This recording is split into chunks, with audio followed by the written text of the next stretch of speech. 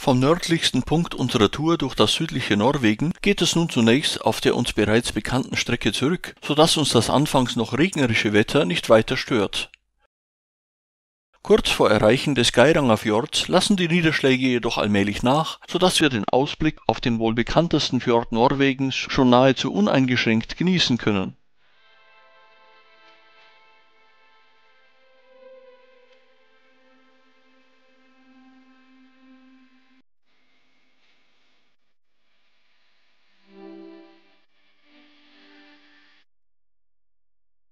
Nachdem wir über die steile Adlerstraße die Fjordebene erreicht haben, hat der Regengottlob völlig aufgehört, sodass einer Bootstour zu den spektakulären Wasserfällen des Fjords nichts mehr im Wege steht.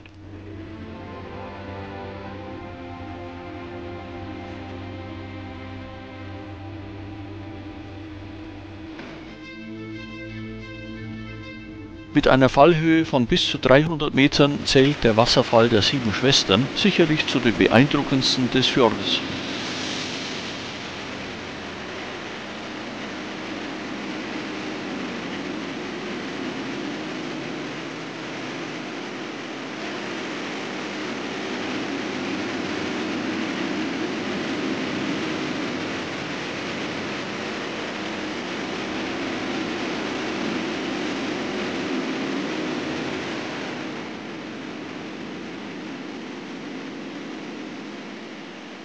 Auf der gegenüberliegenden Seite des Fjords nähern wir uns nun immer mehr dem sogenannten Freyja Wasserfall, der vor allem aus der Nähe ein absolut spektakuläres Schauspiel bietet.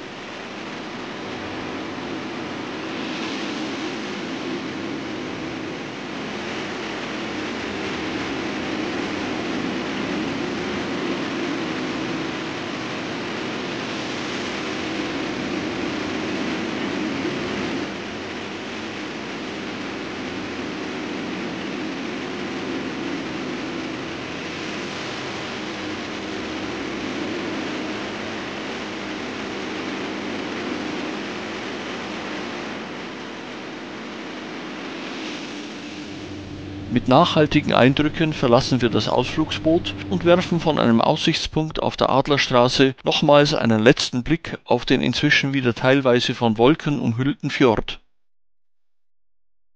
Die nächste Etappe des Tages führt uns nun vom Geirangerfjord über ein Hochplateau hinab in das Tal des Flusses Otta, wo wir im Gebiet des Nationalparks Reinheimen in den Genuss weiterer Naturschauspiele kommen. Noch etwas weiter südöstlich erreichen wir schließlich unseren Übernachtungsort Elviseter.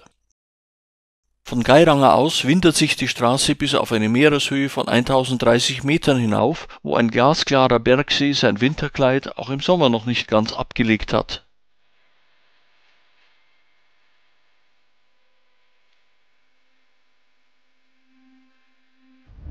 Danach geht es durch ausgedehnte Wälder und vorbei an türkisblau schimmernden Seen immer weiter talwärts.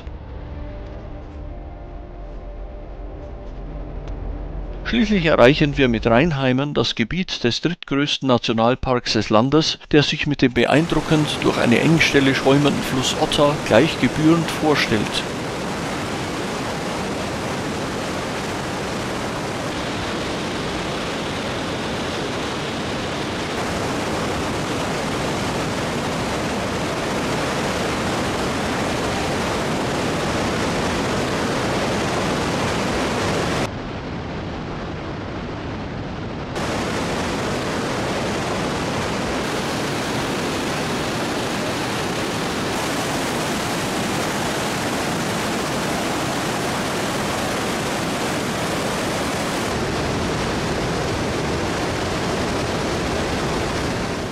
Auch die etwas ruhigeren Impressionen am Rande der Naturgewalten wissen durchaus zu beeindrucken.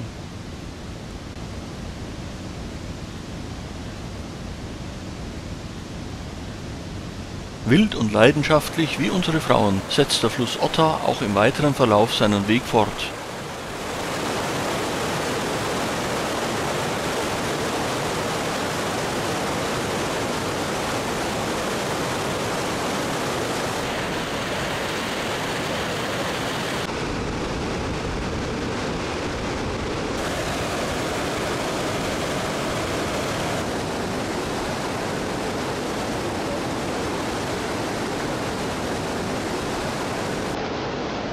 Ein wunderbarer Campingplatz am Rande des Flusses vermag auch einen längeren Aufenthalt durchaus schmackhaft zu machen.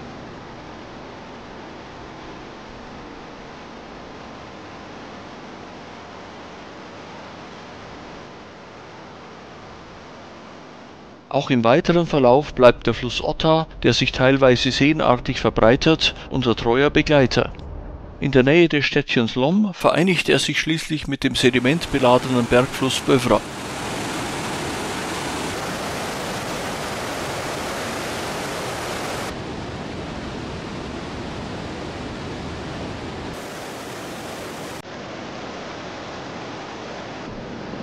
Auch eine bekannte Stabkirche gehört zu den Schmuckstücken der Gegend.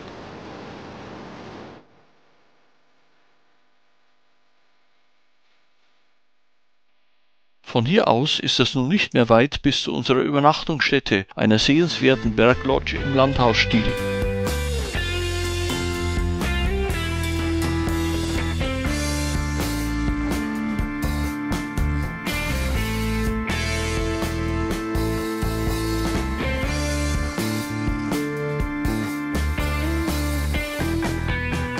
Die urige und überaus ansprechende Inneneinrichtung erinnert eher an ein Museum als an ein Hotel.